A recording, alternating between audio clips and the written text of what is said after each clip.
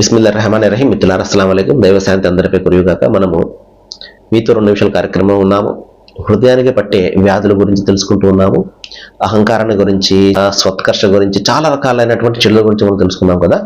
ఈ రోజు కూడా ఒకటి లా తనాబజు అంటే నిక్ నేమ్స్ పెట్టి పిలవడం, చెడ్డ పేరుతో పిలవడం, దీని గురించి కూడా మనం తెలుసుకుందాం.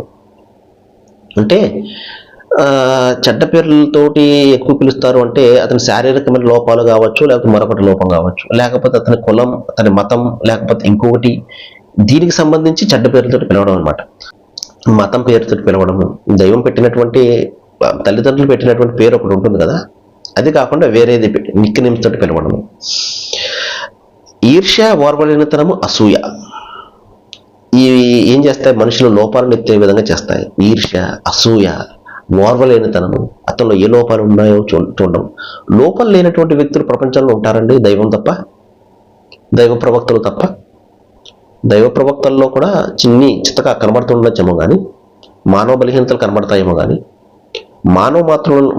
మిగతా మానవుల్లో, దైవ ప్రవక్తలు కూడా మానవులే అండి, మిగతా మానవుల్లో పరిశుద్ధులు, పవిత్రులు, ఇతను పర్ఫెక్ట్ అనడానికి ఎవరైనా ఉంటారా? లేదు కదా. అన్ని లోపాలు ఉంటాయి. ఆ లోపాలను ఎవరైనా ఎత్తి చూపితే ఇతను గొప్పవాడా? ఉదాహరణ, నాలో ఒక లోపం ఉందండి, దాని గురించి మరొకరు ఎత్తి చూపుతున్నప్పుడు అతను ఎన్ని లోపాలు ఉంటాయి? మనం ఒకరిని ఒక వేలు పెట్టి పాయింట్అవుట్ చేసినప్పుడు మిగతా 3 వేళ్ళు కూడా మన వైపు చూపిస్తుంటాయా? దీని గురించి మనం ఆలోచన చేయాలి. నువ్వు ఒక వేలు చూపిస్తున్నావురా, 3 వేళ్ళు నేను చూపిస్తున్నాను, నిన్ను నువ్వు ఆలోచన చేసుకో, నీ గురించి నువ్వు ఆలోచన చేసుకొని చెప్తున్నాయే వేళ్ళు, దాని గురించి ఆలోచన చేయాలి. మా దైవం ఏం చెప్తున్నాడంటే, లా తనాబజు, మీరు ఒకరినొకరు చెడ్డ పేర్లతో పిలుచుకోకండి. విశ్వసించి ఈ విధంగా చెడ్డతనంలో పేరు సంపాదించుకోవడం అనేది చాలా దురదృష్టం అంటున్నాడు. దైవ ప్రవక్త ఏం చెప్పారు అంటే, చాడీలు చెప్పేవానికి భయంకరమైనటువంటి యాతన ఉంటుందని చెప్పారు. చాడీలు, ఒకరి గురించి చెడుగా చెప్పడం, ఇదే కదా చాడీలు. ప్రపంచంలో జరిగేది అది. సోషల్ మీడియా రోజున అంత చెడు ప్రచారమే కదా.